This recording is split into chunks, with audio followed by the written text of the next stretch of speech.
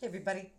All right, this is the Who Are the Bystanders video, take two. I did one, but I interjected some personal things, so I'm going to take that out of the equation, keep it as objective as possible and as quick and dirty as possible. So who are the bystanders? Sometimes they're people like you and me. Now, in addition to having been mobbed, I was a bystander as well after my first two mobbings. You learn from experience, I suppose. And I'm definitely not proud, but I'm out there and I'm telling you what the truth is. So here we go. I'm going to look at my notes. I'm going to start with number one, types of people that are bystanders, and different types of bystanders. Number one, people who have been ossified by their environments. That was like me. All right, what does that mean? That means people who have seen it all, including mobbings of others, sometimes those who have experienced mobbings, like myself, or have been bullied at the workplace. So rather than live in this state of disequilibrium, all right, they pretend that all is fine. They turn a blind eye. They tune out what's going on around them. They tune it out entirely. It's kind of like sticking your fingers in your ears and going la la la la la la la. Why do people do this? Money. People need jobs. They have to support themselves. So when you're in an ugly kind of environment, in order to survive sometimes, you don't want to rock the boat. And so you don't. It's a very uncomfortable way to live. I can't do it anymore. I choose not to. I'm done. In any case, next, other types. Well, then you have people who lack courage of conviction. What does that mean? Well, kind of means that they, like the first group that are ossified, they are fearful.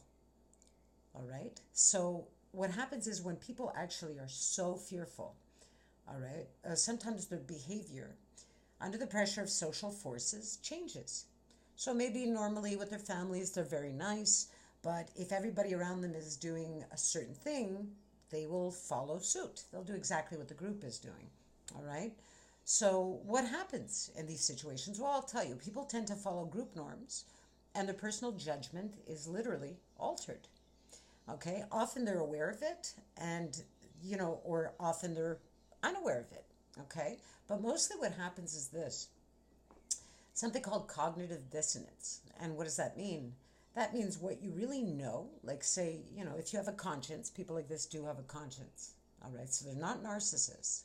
So they do have a conscience, but they're so afraid of what's happening and they're so afraid of going against the group norms that they go with the group and they start to believe in what they're doing because it's so uncomfortable to live otherwise. To live knowing you're a bad person, you've done the wrong thing, all right? So what I've done is I've included a couple of links when it comes to social conformity experiments, one from Solomon Asch. It's very interesting, okay? And another one called the elevator experiment. It's pretty cool. So what happens in cases like this, you'll have the experimenter has a group of people that are part of the experiment, and then they have a subject. So say, for instance, in the Asch experiment, it had to do with the length of lines. So everybody in the group will say that the shortest line is the longest, for instance. And then they'll get to the subject of the experiment.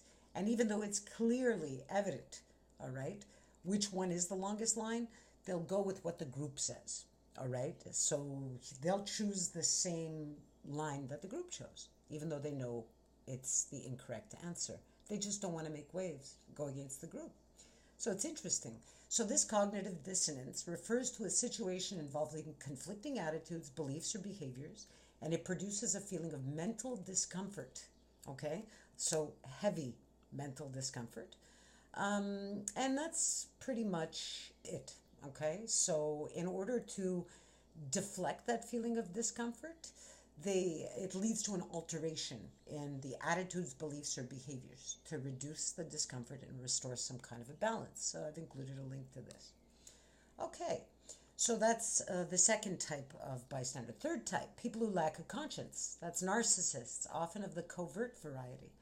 Okay, they're insecure people who will throw others under the bus, all right, for either fear of becoming targets themselves or because they're jealous of the target in some way.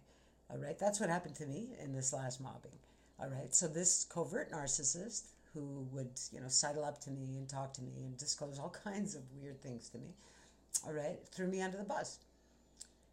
For a variety of reasons. And like I said, a lot of it has to do with the fact that they're very hollow and empty inside, and they can't stand people who aren't. But That's just what happens.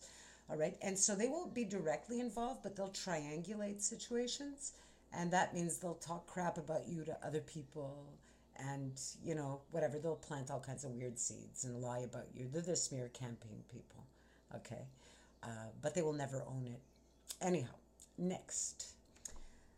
The fourth type, it's people who lack critical thinking skills. So, and in the last video I did, I think I used some pretty harsh words. It's not being stupid or dumb. I'd just say ignorant people.